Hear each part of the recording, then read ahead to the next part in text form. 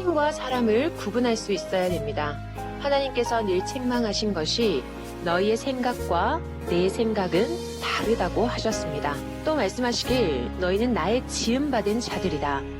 나는 너희가 생각할 수 없을 때부터 존재하는 존재자다. 천지 만물을 보니 천지 만물을 섬기고 있느냐? 사람을 보니 사람을 섬기고 있느냐?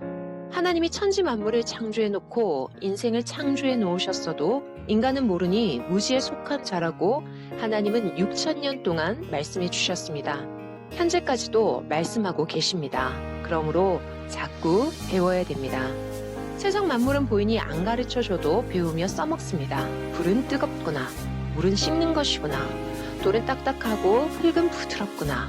전부 보면 다 알아요. 그래서 성서에 말씀하시기를 너희는 어떻게 하면 비가 오고 어떻게 하면 안 오는 것을 알면서 이걸 모르느냐? 왜 이것이 창조되었는지 너희 자신에 대해서 모르느냐 하셨습니다. 늘 하나님은 가르쳐 주셨습니다. 새로운 역사 당세만 아니라 천년사 이후에 할 말씀을 다 해줬습니다. 가르치는 자가 1,000년 동안 살지 못하니 1,000년 가면서 해줄 수가 없어 한 번에 다 해준 것입니다. 예수님도 2,000년 동안 못 사니 당세 2,000년 동안 할 말을 다 하셨고 못한 것은 다음 역사에서 말씀해 준다고 하셨습니다. 우리가 듣는 말씀은 신약 역사 운영하려고 준 말씀이 아닙니다. 1,000년 동안 해야 될 말씀을 해준 것입니다. 그래서 그렇게 엄청난 말씀을 해준 것입니다. 그러므로 역사가 가면서 풀어질 말씀은 없습니다.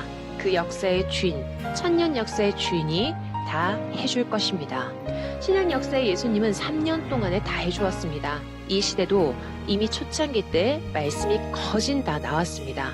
지금 나오는 말씀은 더 구체적으로 세밀하게 말씀을 해주고 있습니다. 예수님도 당시에 말씀해줬지만 예수님이 일찍 돌아가셔서 자세히 못한 말씀은 다시 와서 해준다고 하신 대로 선생이 일부는 해주었으니 말씀을 잘 들어야 됩니다. 예수님의 모든 말씀을 보면 말세에 대해, 영에 대해, 부활에 대해 당세에 다 말씀하셨습니다. 예수님이 그 시대에 못하고 가신 말씀 중에 이 시대에 밝혀진 것도 있습니다.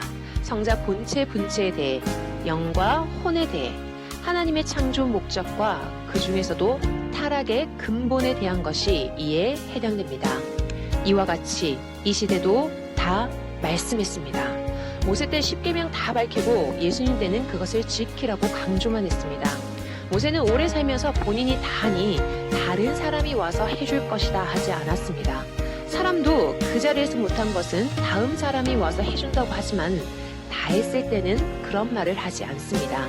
그래서 당세의 말씀을 다 주니 부지런히 배우고 열심히 해서 완성하라는 것입니다. 이번 주 주의 영생의 말씀을 전해주셨습니다. 우리가 이미 배웠던 내용이지만 이 시대 1,000년 역사의 주인이 직접 그 말씀을 전하니 그 힘과 능력과 권세가 달랐습니다. 주의 말씀은 왜 영생의 말씀인가? 주의 말씀을 들어야 영원한 세계 천국에 갈 수 있기 때문입니다.